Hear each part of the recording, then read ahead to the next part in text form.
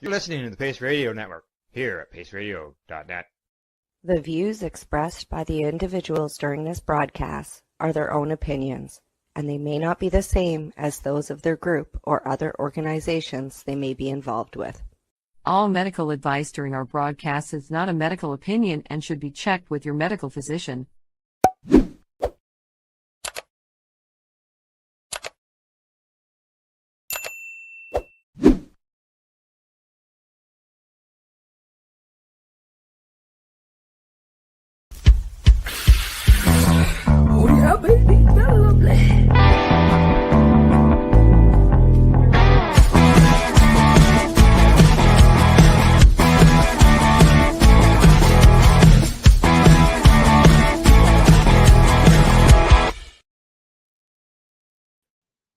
Good morning and welcome to Psychedelics Cannabis Educational News for February the 9th.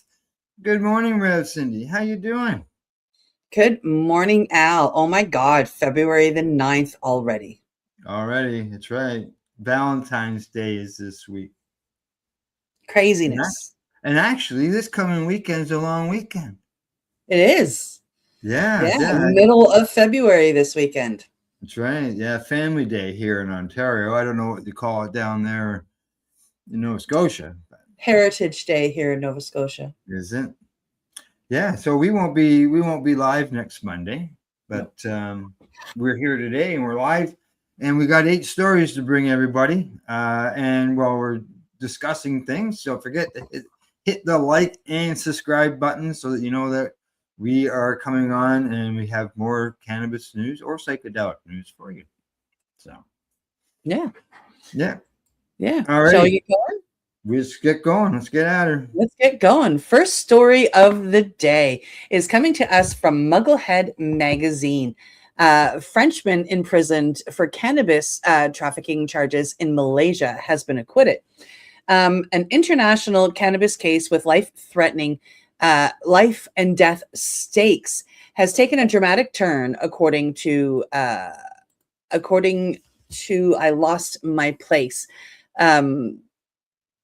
According to Mugglehead, my bad, I'm so sorry. A Frenchman who has been imprisoned in Malaysia on cannabis trafficking charges and faced the possibility of a death penalty has now been fully acquitted by the Malaysian courts. And you might remember that Al and I reported on this story a while ago when it all first happened.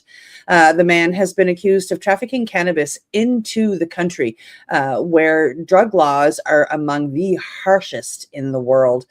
In Malaysia, cannabis is treated the same as heroin or cocaine, and trafficking convictions can carry mandatory death sentences. He spent months behind bars as his case slowly moved through the legal system. However, the court ultimately found the prosecutors failed to prove he had knowledge or intent to traffic the cannabis. With insufficient evidence tying him directly to the cannabis found, the judge ruled that the burden of proof had not been met and ordered his release. That doesn't change their laws, but at least he's released. The case highlights the extreme risks travelers face in countries with zero tolerance drug policies. Even as cannabis is legalized and normalized in much of the world these days, some nations still enforce laws rooted in strict prohibition with consequences that can be fatal. For the global cannabis community, this acquittal is a rare but powerful reminder of the uneven legal landscape around the plant around the world, and how freedom of punishment can depend entirely on geography. I don't know if you remember reporting on this when he was first arrested, Al. And I'm beyond grateful to find out that they haven't been able to get the proof needed, and he gets released and he'll be back in France hopefully by the end of the week. But that doesn't stop the fact that Malaysia has a death penalty for a death penalty. Same with Singapore and other countries. They have the death penalty for cannabis, and people wonder, well, why do we still need to do things like global marijuana marches and be voice, be a loud voice for people on the cannabis scene and even psychedelics? Is because of laws like that. Yeah, it's it's scary that this is happening, that people are being killed for something that is grown from, the Mother Earth. Like it's given to us by, whatever your beliefs are, it's given to us by the universe, by the creator, by God, by the earth. Like, I mean, it's a natural substance that has been used for a millennia to help people, especially with pain. And and turn around and give people a death sentence. Yeah. For that. Yeah. That's why you got to keep speaking up. Keep saying things. And that's why we do keep speaking up. Exactly. All right. We're going to move from that story. We're going to move on to a sports related story, Cindy. And that's because right now, as everybody knows, the Olympics are going on, right? So this next story, it comes to us from Business of College Sports. Headline says, 5 ways cannabis can benefit athletic recovery. Says that athletes aren't hiding their cannabis use anymore. The NFL changed its marijuana rules in 2020. The NBA players post about CBD on social media. The NCAA removed cannabis from its banned drug list in 2024. Even Olympic policies shifted. Those around college sports are watching these changes closely, and they say the administrators want facts, not hype. Athletes are already experimenting during off seasons. Some ordered cannabis from the Herb Center in states where it's legal. The question isn't whether cannabis works for recovery. It's how athletic departments will respond. Talk to any college athlete. They'll tell you about the pain, knees that ache after practice, shoulders that throb from repetitive throwing, lower backs that scream after lifting sessions. Most reach for ibuprofen. Some get prescribed something stronger, but opioids come with scary risks. Addiction ruins careers and lives. NSAIDs tear up your stomach over time. Cannabis works differently. Your body already has cannabinoid receptors. THC plugs into CB1 receptors in your brain and nerves. Pain signals get turned down. CBD goes after inflammation instead of blocking pain directly. Now, here are the five things that they mentioned. Number 1, pain management without opioids. Talk to any college athlete, as I mentioned, that their knees, the shoulders, and all that will throb and everything. So the second one is to reduce inflammation after faster healing. They said hard training tears muscle fibers. That's how you get stronger, but inflammation can stick around too long and your recovery stalls. Next week's training suffers. They say that CBD, as I mentioned, cuts the inflammation, so on and so forth. Number 3, better quality of sleep for recovery. Sleep is where recovery actually happens. Growth hormones floods your system. Damaged tissue gets rebuilt. Missed sleep and your performance tanks. Number 4, stress and anxiety reduction. Say competition pressure breaks some athletes. The talent is there, the body is ready, but their mind won't cooperate. Performance anxiety is real and common. CBD interacts with serotonin receptors. Anxiety drops without sedation. You stay sharp and focused. And number 5, muscle relaxation and tension relief. Tight muscles are injury magnets. They limit your range of motion. Recovery slows down. Flexibility training goes so far. The cannabis relaxes muscles through multiple pathways. THC works like prescription muscle relaxers, and CBD reduces the inflammation causing tightness. Together, they keep muscles loose and ready. There you go. Cannabis. Cannabis for the win. Yeah. So, how they used to always joke about, cannabis being how can they say cannabis is a improvement thing when it comes to athletes, when checking them for banned substances. And in the past they did it because it was an illegal substance, basically worldwide. But now, showing all these benefits, could they turn around and say that it's something that shouldn't be used because of it can help athletes?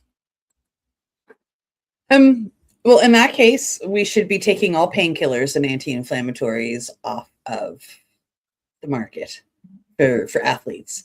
Like, I mean, if cannabis isn't going to be allowed, then neither should Tylenol or ibuprofen or or or Yeah. you know, I can continue on with that. You know, and I told you before we started that, you know, this was probably going to trigger a thought for me. And you know, it did. I mean, I think to Ross Robigliotti, who I've interviewed on this station on a different podcast a few years ago. And Ross came on and talked about, we talked about how he lost his mettle due to cannabis, like testing positive for cannabis, why he used cannabis, you know, and, you know, he was telling us how he used it for pain after a practice. And, you know, he didn't get stoned and then go out on the hill. He would do his runs and then he would use it for pain afterwards. Right. He talked about how he used LSD in his training because it was something that gave him, it gave him, you know, it just made him better. He was able to go longer with less pain and less stress. He was able to focus on his training versus everything else. So yeah, like this is something that I've seen and I've interviewed people about for the last few years. And it's nice to see, everybody finally starting to catch up. Yeah, exactly. So, all right, time for us to move on to the next story. Yes, we are going to move on to the International Cannabis Business Conference. And here we're going to take a look at a study that finds no effects after German cannabis legalization. This is really cool. 1 year after Germany moved forward with major cannabis reform, new data suggests the impact may be more muted than critics predicted. According to International Cannabis Business Conference, a large-scale study has found no significant negative social effects following Germany's partial legalization of cannabis. Researchers examined indicators like crime rates, youth use, hospital visits, and public disorder, and found no measurable increase tied to the policy change. In other words, the fears of widespread chaos and addiction spikes or public health crisis have not materialized. And I'm not shocked. Germany's reform model allows adults to possess limited amounts of cannabis and participate in nonprofit cannabis clubs.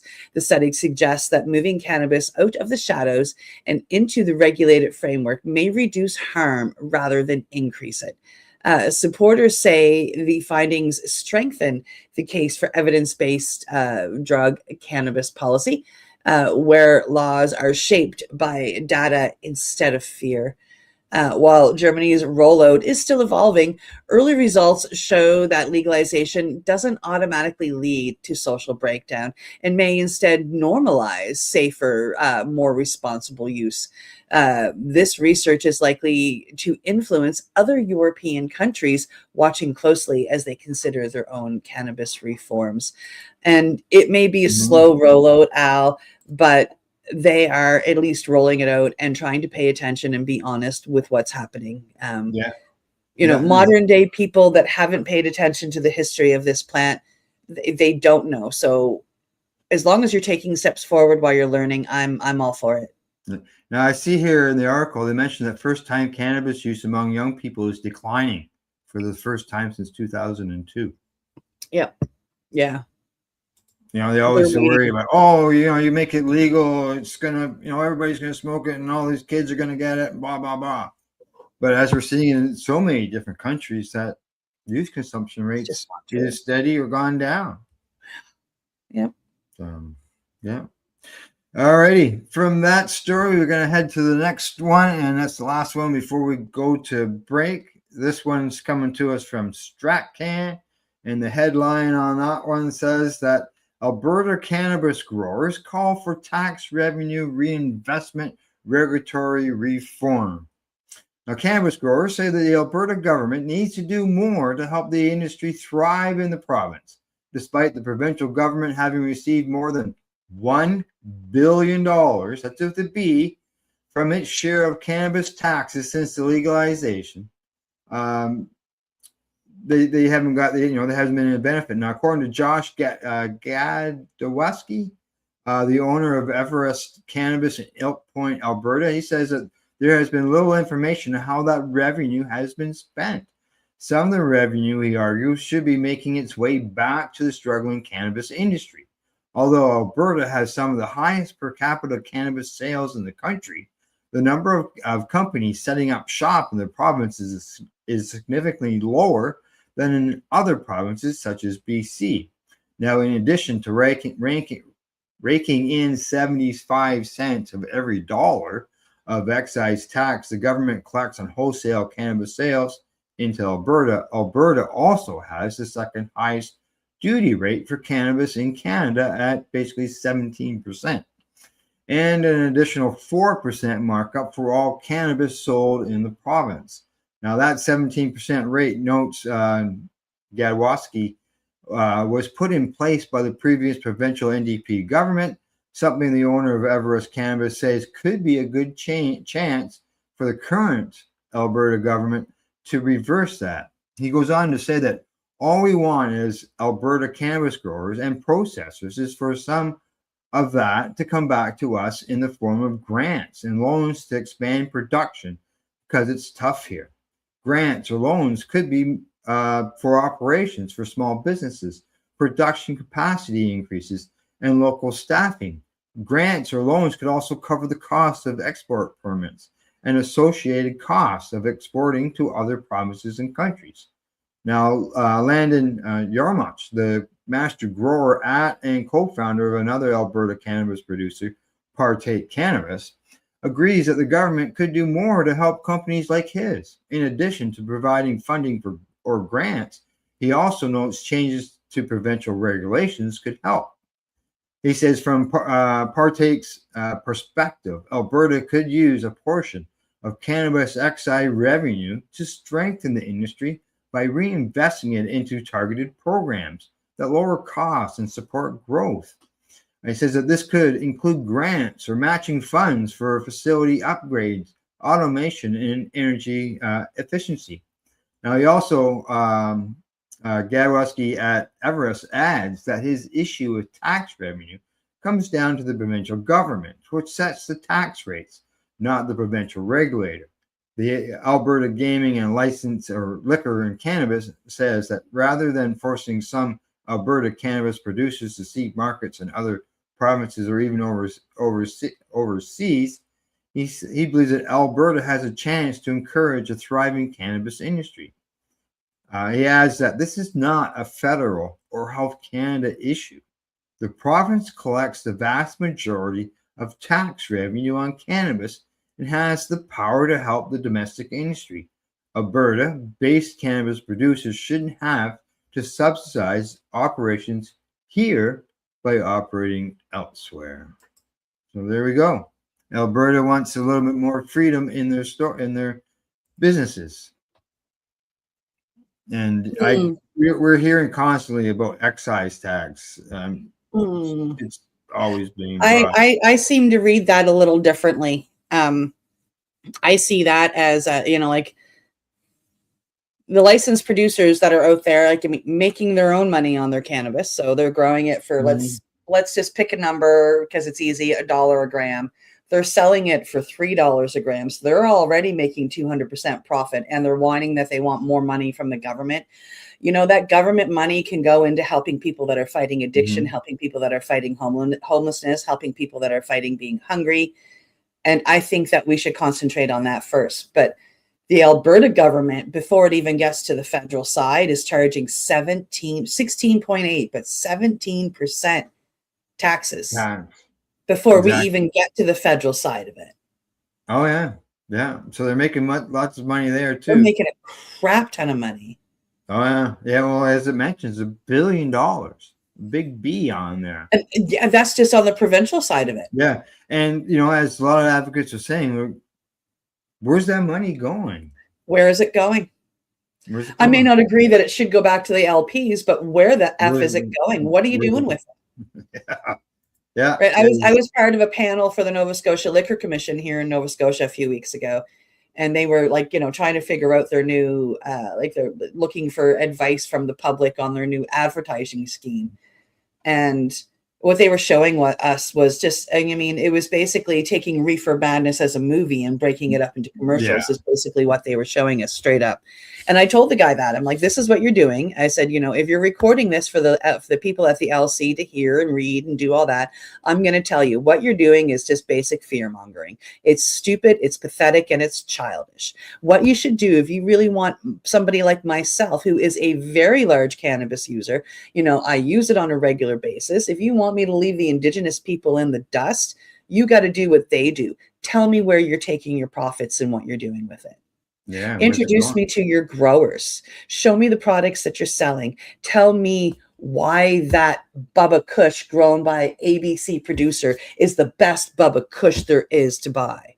Yeah. Tell me that. Do it without the negativity of shitting on everything else and telling me how bad this plant is. Why would I come and buy it from you if all you're going to throw at me is negatives? Oh, and negatives left and right. They just never so show me where the money's going. Give me a commercial that shows me what you're doing with the taxes that Nova Scotia is collecting. Yeah, it'd be nice. Why not? Why not do a promotion, a PSA? Just let people know where the money's gone to in order to help improve things on. That's what the Indigenous do here. The Indigenous stores here, the way that they are set up is they have to give a certain percentage of their profits back to the reserves, where they get used for education and to help people eat, to help people pay bills. That's what it's used for, to build their community. So show me how the Nova Scotia Liquor Commission is building Nova Scotia, or how the Ontario cannabis is building Ontario. Show me that. Show me where my money is going, and you'll be more apt to get it. Yeah, unfortunately, I think a lot of it just goes into a slush fund and it just goes wherever. So yeah. All right, time for us to take a break. That's the first half of our show. We'll come back after the break to do our second half. Other than that, you're watching Psychedelics Cannabis Education here at 420pace.ca and paceradio.net. You're listening to the Pace Radio Network here at paceradio.net. Campbellford Lifestyle Shop, open Monday to Friday from 10 till 7 p.m. or by chance. Check out our flags, our t-shirts, plus our hats, and look of that supply of rolling papers, plus much more. We've got bongs and your favorite herbal vaporizers. Look at all the incense we have, as well as for those who collect knives, check out these knives in our collection. And while you're here, stop in to see Shay at the piercing room, where you can get poked by Shay. Daily deals, check them out. Campbellford Lifestyle Shop, 17 Bridge Street West, Campbellford, Ontario.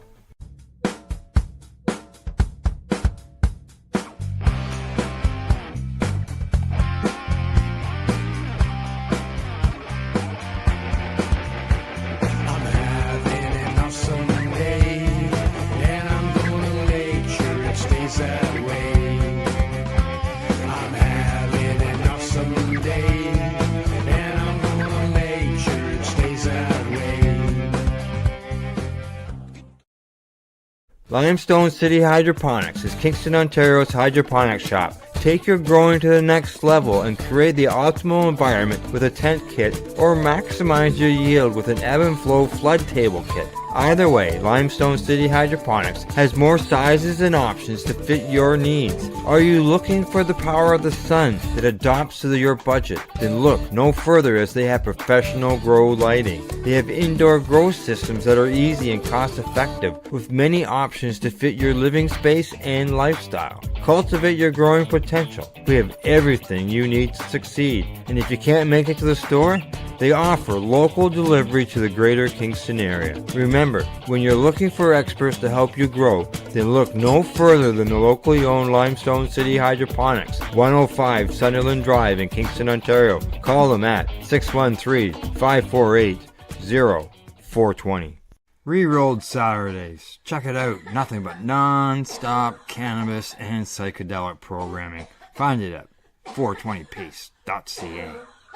You're listening to the Pace Radio Network here at paceradio.net. Hey, we're back. You're watching Psychedelics Cannabis Educational News. 4 more stories to go. And Cindy's got the first story. She's up. Yeah. Coming to us from Hospice News, a psychedelic renaissance in end-of-life care. This caught my eye because I work with a nurse who is a palliative nurse. There is a growing movement in palliative and hospice medicine that is quietly reshaping how we think about death, dying, and emotional suffering at the end of life. According to Hospice News, researchers and clinicians are increasingly exploring psychedelic-assisted therapy, particularly with psilocybin and MDMA, as a tool to help terminally ill patients process fear, grief, and existential distress. For decades, end-of-life care has focused primarily on managing physical pain, but many patients also face deep psychological and spiritual suffering, anxiety about death, unresolved trauma, loss of meaning. Studies now suggest that a single carefully guided psychedelic experience can significantly reduce depression and anxiety in people facing terminal illnesses, sometimes with effects lasting months or longer. The article highlights how institutions are beginning to take this research seriously.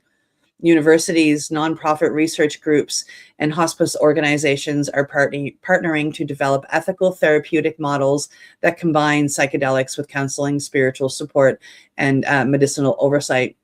In these settings, the medicine isn't just about symptom relief. It's about helping people come to terms with mortality and reconnect with life while they still have time. While regulatory barriers still exist, the momentum is undeniable. Once fringe is becoming part of mainstream medical conversations.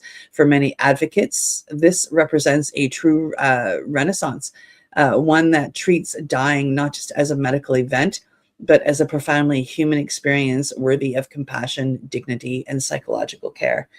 I 100% agree with this. It's something that came to light for me in the second Dosed movie that was produced here in Canada. Not, and I watched the movie because, I know the people that made the movie. I've got friends that were part of the documentary, but it followed this lady who was given, a date. She has cancer. So a few years ago, after they did Dose 1 following addiction, they did Dose 2 following somebody facing death and the anxieties around that. And they wanted to show how psilocybin can help somebody face that, and not just the person themselves facing it, but their family. And meanwhile, while they were doing this, somebody prepared and helped her dose with cannabis oil, FICO, to help physically fight the cancer. So a combination of helping her change her mind with psilocybin and helping her fight the cancer that she had with FICO.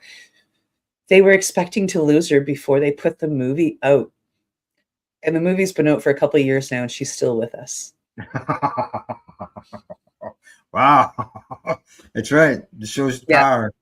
It's pretty powerful. So yeah, she, she's a walking, talking proof of how this medicine can not just make your acceptance of what is coming and your life better, but the plant medicine, the FICO, can help extend your life and put your cancer into remission. So yeah, like it's, these medicines are really important. I've watched my mother pass away and my grandmother pass away, and there is a fear of what is next. And working with these medicines can help alleviate that fear and make the transition a little bit more beautiful.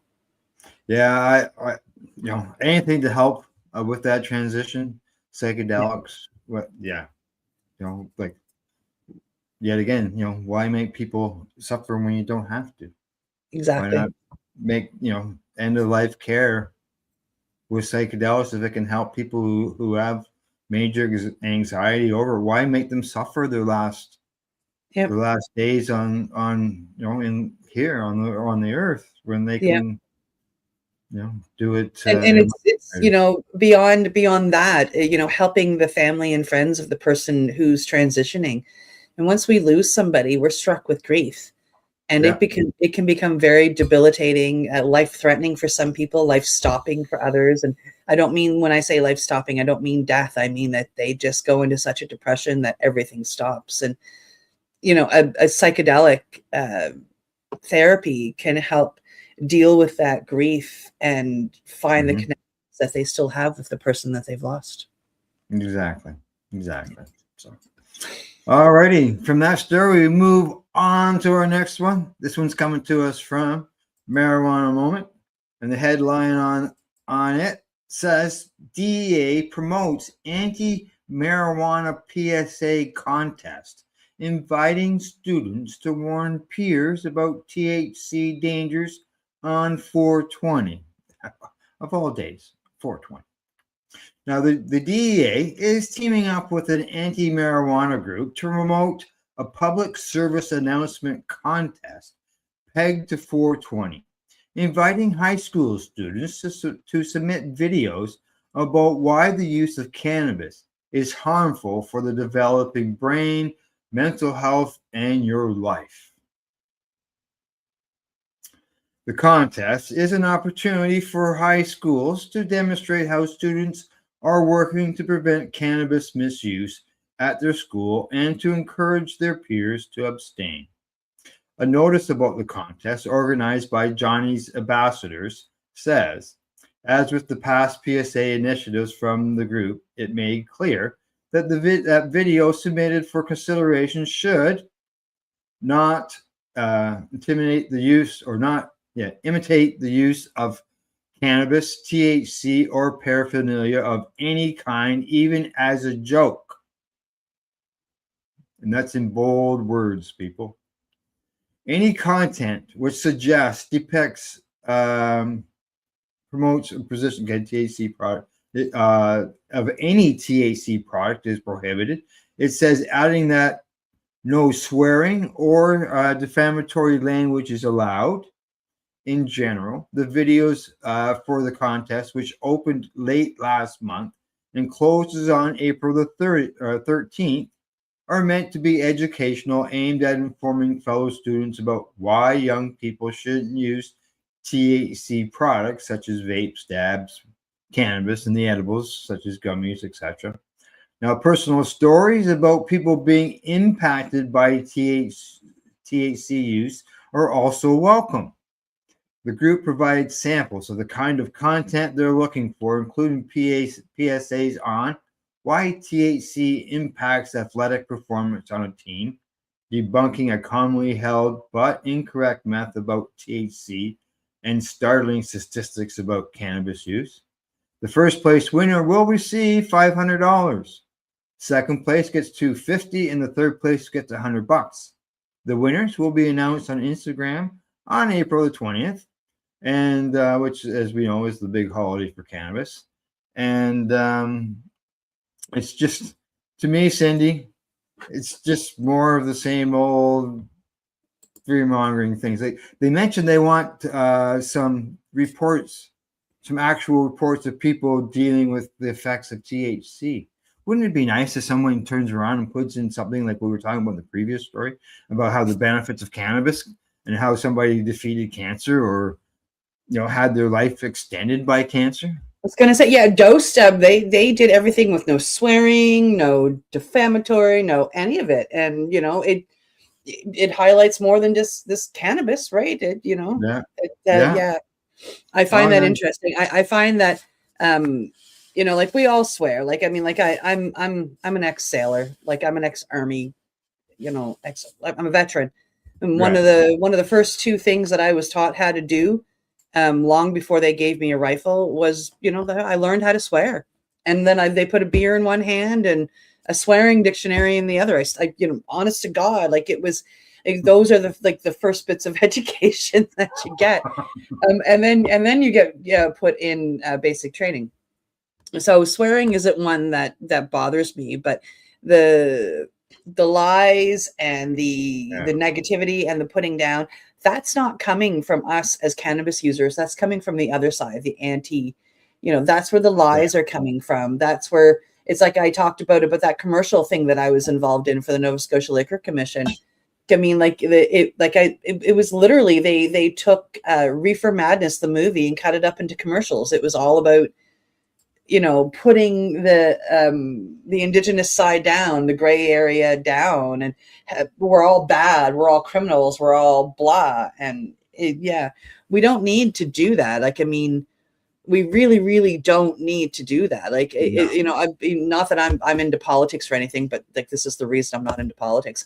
I used to follow politicians when they were all about, this is what I stand for, this is how I can make changes, look at all this positive stuff. But now they're about, that person's just terrible, and all they want to do is, and it's kind of, that political thinking has fallen over to everything else. And attack. It's the unfortunate part. Yeah. Exactly. All right. Going from that, cannabis, being bad stuff, so terrible stuff. All right. On to the next story. It's coming to us from cannabis.net. And this one caught my eye, and I hummed and I hawed about whether or not I was going to use it. I took all night to think about it, actually. We can ask Al when we come back. He didn't get the story until this morning. CBD amplifies the effects of THC. And this is being claimed by a new medical study. It caught my eye and I had to read it. I found it quite interesting. It made me think of all the different times I've used CBD, how I've used it, and what the effects are, but I'll get into that in a minute. A new medical study is challenging a long-held belief about CBD and THC. According to Cannabis.net, researchers now say that CBD may actually amplify the effects of THC rather than mellowing them out, depending on dose and ratio. And I dose ratio and how you dose, I think, is a big part of it. For years, CBD has been marked as the calming counterbalance to THC's psychoactive effects. But this new research suggests the interaction is more complex. At certain levels, CBD appears to increase how strongly THC binds to brain receptors. This really made me think, potentially making the high feeling stronger, not weaker. The study also found that CBD may prolong the duration of THC's effect by slowing its breakdown in the body. This means products combining both cannabinoids could hit harder and last longer than consumers expect. This has big implications for medical patients and recreational users alike. It highlights the importance of understanding cannabinoid ratios and not assuming that CBD will always soften THC's impact. As cannabis science evolves, so does our understanding of how these compounds really work together and why informed, intentional use matters more than ever. I don't know about you, Al, but when I read this story, I'm thinking about, all the different times I've used CBD and how I've used it. I've intentionally used it while smoking, so I would dab CBD to bring myself down because I'm still too high to drive and I want to get home. And it's worked in low doses.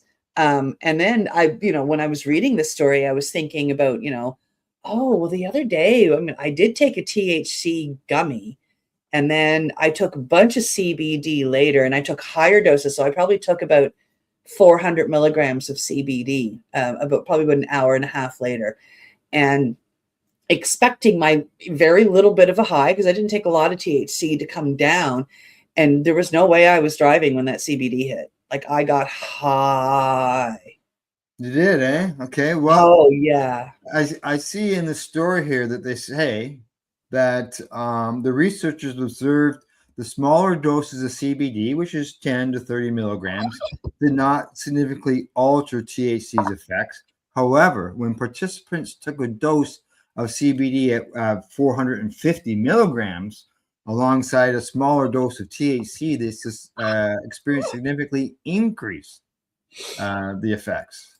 Yeah, and there you're mentioning about 400 real world experience that when as I was reading the story and prepping for our show, I was just like, oh, that's why I was so much higher. Like, holy, I only took 20 milligrams of THC. But then, like I say, while the THC was still active, I pumped a crap ton of CBD because I was all swollen and sore from my fall, and I wanted to help that swelling. And then, and I couldn't understand why I felt so high afterwards. And this story kind of like gave me a different way to look at it. So this is also, I compared my low dose THC was inhaling, and I'm not sure if the inhalation is different than the taking of it. Yeah. That was another question. Yeah, they didn't mention, did they? No, it seems to me that they're talking about ingesting, about eating it. And, that kind of made sense to me. So I'm just wondering if the inhalation, if it was really the fact that we were doing low doses, or if it was the inhalation of it that worked to bring that THC under control. Yeah, I'm just taking a quick look here. Yeah, I'm not seeing how they did the test. So yeah, it didn't really go into how they did it for sure. So I was just, the feel of it to me was they were ingesting it. Yeah, just maybe the little vibe you got from the story. All right, talking about stories, time for us to move on to the last story of the day. And this one is coming to us from Mugglehead magazine. Headline there says, weed-loving musician Willie Nelson raises $15 million for hemp THC drinks brand. Story says, country music legend Willie Nelson has been channeling his passion for the cannabis plant into the booming business venture. Across the United States, his hemp-derived THC drinks, Willie's Remedy, have been selling like hotcakes. More than 400,000 bottles have been purchased since the drink line launched in partnership with June Shine Brands in March of 2025, making it one of the top-selling cannabinoid beverages in the country. Now, with a projected inaugural run rate of $80 million, Nelson just announced that his company has raised $15 million to help expand the brand's the reach even further. His distaste for alcohol has been a key factor fueling his ambitions with the seltzers. The singer and guitarist aims to offer a libation that gives a gentle buzz without morning hangover regrets. He says, I gave up alcohol and tobacco a long time ago and switched to pot. And he says that when he's releasing a round led by Left Lane Capital. Now, he says that cannabis should be recognized for what it is, a remedy. I'm excited to share my remedy with the world. Now, just so you know, this isn't Willie's first rodeo with the THC business endeavor. In 2015, he created Willie's Reserve, which still offers flower, edibles, and other goods today. This latest venue has helped to cement Nelson's throne as one of the world's most famous cannabis enthusiasts. The 92-year-old's reputation has grown since the 1970s through unapologetic advocacy and weaving cannabis into his music and persona. So there you go. Willie's raising money and selling lots of beverages. Oh, what's that you got there? Just say, oh, Willie's Reserve. Oh, there you go. Yeah, I have it's empty. Yeah, you've got some. Pretty cool, yeah.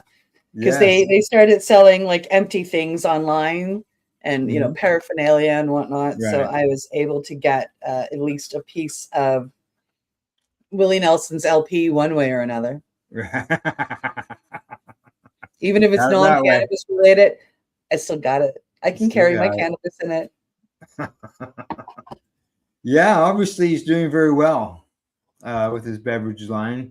And I've thought the same line. Like, cannabis beverages for people who don't drink alcohol. Wanting to have a beverage instead of a water or a pop, why not have a THC beverage? For sure. Yeah, it's it's sad to say, but it's hard for somebody who uses cannabis to go out to a bar and feel like part of the crowd, which is pretty pathetic. I mean, I don't, I've come far enough in my healing now to know that I can go to a bar and play pool or enjoy a band. But, I'm not a big, huge, massive pop drinker to drink it all night. Like, I mean, like if I'm there, I might have one pop. Right. otherwise it's going to make me bloat and I'm going to feel gross. I don't really want that. So that leaves me with water at a bar. Yeah. Yeah, and they want like a friggin' arm and a leg for a bottle of water. $5 for like a 30-cent bottle of water. It's disgusting. Like, and so it would be nice to have that happen here in Canada, where things can be legalized to a point where if we walk into a bar, we should be allowed to at least drink our cannabis. Like if you want to stick us outside for vaping or smoking, that's fine, because not everybody likes that smell in their face.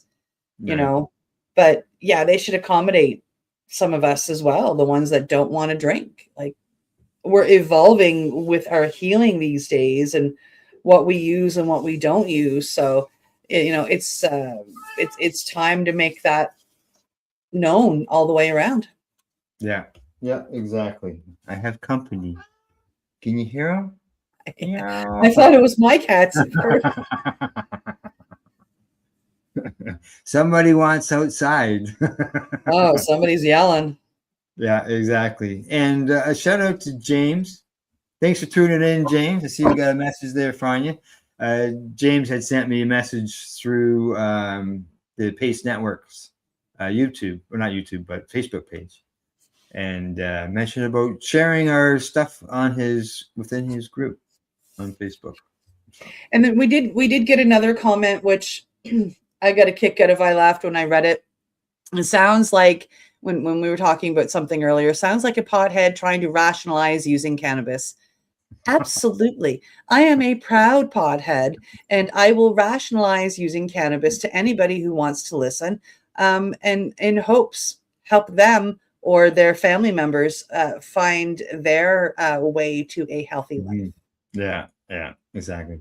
Now, James says that whoever owns an establishment, I am a beer drinker, toker, psychedelics, and pain something. His sentence doesn't end. It ends there. And pain something. So he's into psychedelics as well. Oh, here we go. Do as you will on your own land, he says. So, all right. Anything else offhand? Ooh, I don't think so. I am. We have a podcast on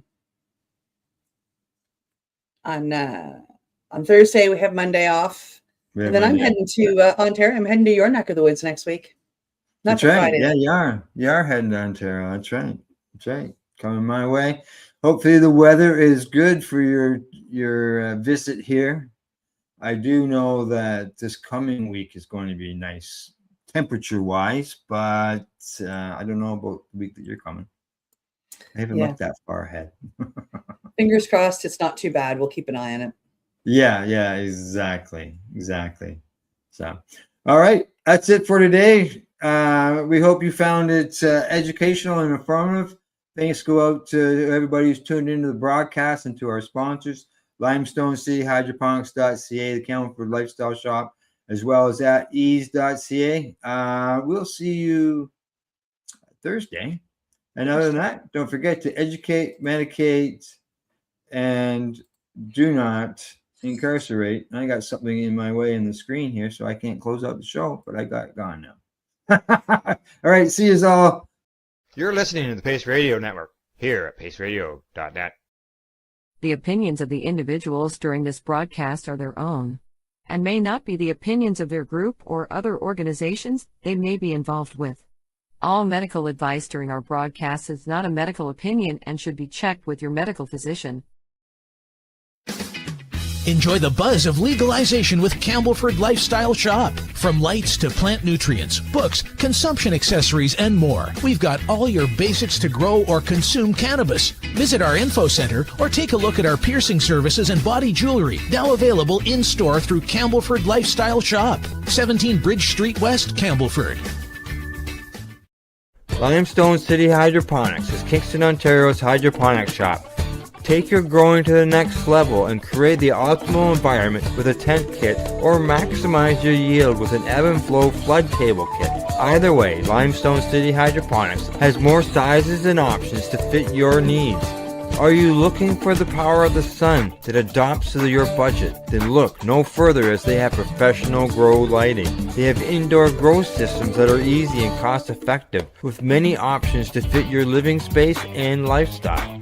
Cultivate your growing potential. We have everything you need to succeed. And if you can't make it to the store, they offer local delivery to the greater Kingston area. Remember, when you're looking for experts to help you grow, then look no further than the locally owned Limestone City Hydroponics, 105 Sunderland Drive in Kingston, Ontario. Call them at 613-548-0420. We are people advocating cannabis education here at paceradio.net.